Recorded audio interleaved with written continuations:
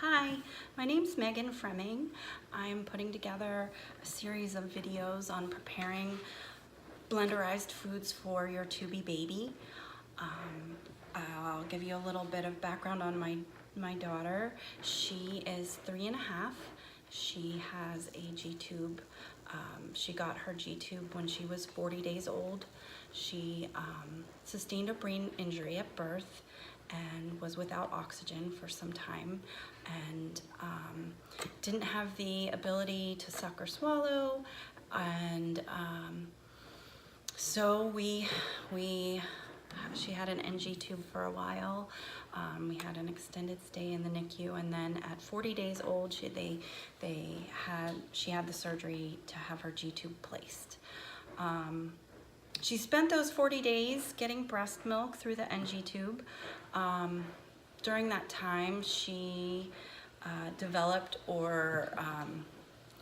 a milk protein allergy manifested itself. So she became really intolerant to my breast milk, and I became vegan for a while to try to get that cleared out, but she just really suffered from a lot of reflux, and we were never really able to reintroduce breast milk after those 40 days. So she was on a formula for some time, and until about around the age of 1. We started pushing blenderized foods through her tube, probably around 8 or 9 months, and really just did it pretty gradually to test for her abilities to tolerate different foods. And then we completely switched over to a blenderized diet at almost exactly 1 year old. The first recipe I'm going to share with you today is coconut date milk, or just date milk, homemade date milk. I came across this recipe in sort of a very unusual way. It's from this book called Kundalini Yoga by Shakta Kaur Khalsa. I had the good fortune many years ago of being able to study with her, and I've loved this book. I've used it for my own self for many years, but that is not why we're here today. At the back of this book is what I want to share with you. She has included several recipes at the back of the book that I have, kind of perused over the years. I've tried a few of them over the years, but one of them really had stuck with me, and I didn't know when or how or what, if I was going to have children, and so I had read this part of the book, and it's called Healthy Drinks for Children, and I just sort of filed it away into the back of my mind and thought, if I ever have children someday, I'm going to make some of these for them. And lo and behold, this date milk recipe really stood out.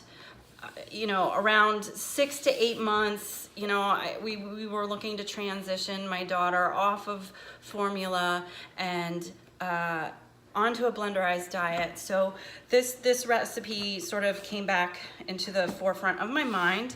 I'm just gonna read what she has written here, and then I will let you know how I've adapted the recipe to work for us. She writes, "The soothing, delicious taste of date milk helps wean babies from breastfeeding while providing nourishment to replace the mother's milk. Date milk is a very nutritious, youth-maintaining beverage for people of all ages. It gives energy to the body and helps to ward off colds. Great when recovering from fevers or flu." The ingredients are 4 ounces of water, 8 ounces of milk, and 6 dates sliced in half. You simmer ingredients together on low heat for 20 minutes until the milk is a pinkish color and the dates are disintegrating. stirring occasionally, and then strain before serving. So yeah, I was excited to try this recipe out and incorporate it into my daughter's blenderized diet plan when she was transitioning off of formula, and it has become a staple of her diet. We've continued to give it to her, and I use it as a liquid to blenderize her foods. So I made some slight adaptations. You can use any kind of milk, and this recipe is specifically calling for cow's milk. Given my daughter's allergy intolerance, that's not an option for us. So you can use, you know, cow's milk, goat's milk, almond milk, any of the nut milks or milks from grains, coconut milk, which I'm going to show you today. So you can play around with that and find out which milk is best for your child. So it's actually super easy. I pick up coconut milk in a can. There's a variety of brands available out there. Just get whatever one speaks to you. So this is 13.5 fluid ounces per can. I like to make a larger batch, and you know, we go through it pretty quickly. I mean, I'd say we probably go through anywhere between 2 to 4 quarts a week. So that's almost like, you know, that approximately a gallon, like a half gallon to a gallon of date milk per week. It freezes well, so sometimes I'll make it ahead and then put I store it in mason jars. You can put it in whatever works best for you. I do caution you, if you're using mason jars, to follow the guidelines for freezing. Not all mason jars can be put in the freezer, and they usually have a line on them or a specific amount of food or liquids that can be in them that's safe for freezing so the jar doesn't burst. But you can make this ahead of time and freeze for later. So I typically start with 2 cans of coconut milk, and it's usually pretty thick at the top, liquidy at the bottom. I just scrape it out into the pot.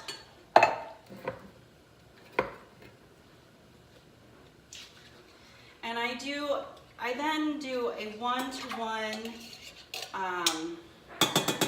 ratio of canned coconut milk to water. So since I'm doing 2 cans of coconut milk today, I'm going to add 2 cans of water.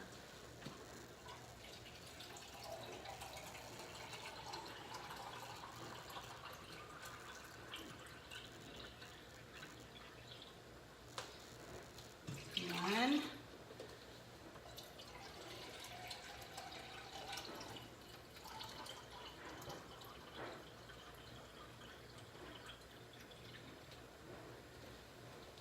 Put it on the stove back here, and then I just, you know, put it on medium to medium-high heat, and then I add the dates.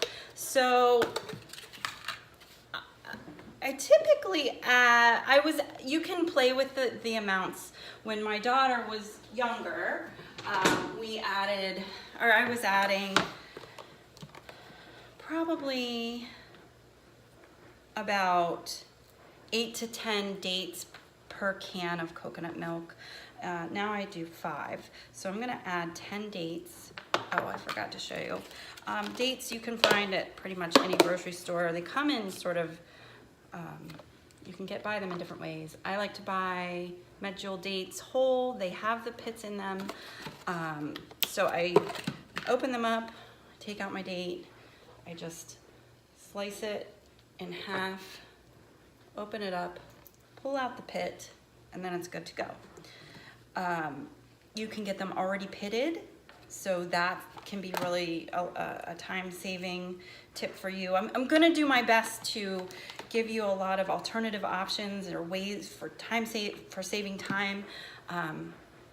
Preparing foods for any child can be a little labor intensive, but then if you have a tubie baby that's doing a blenderized diet, you know, it can add to the time, or maybe not, you know.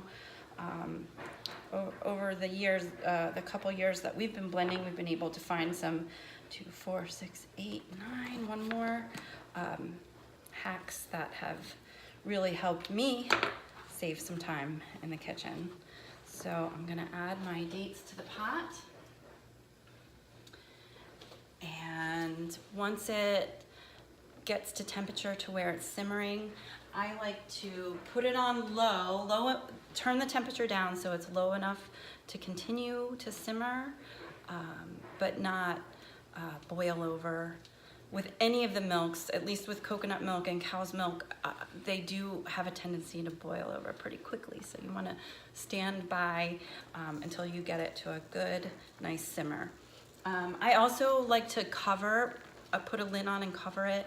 I found that helps with evaporation and kind of minimizing the amount of evaporation that occurs when making the milk. So I'm gonna let that go, and after 20 minutes, I'll check back and we'll talk about what to do when it's finished cooking.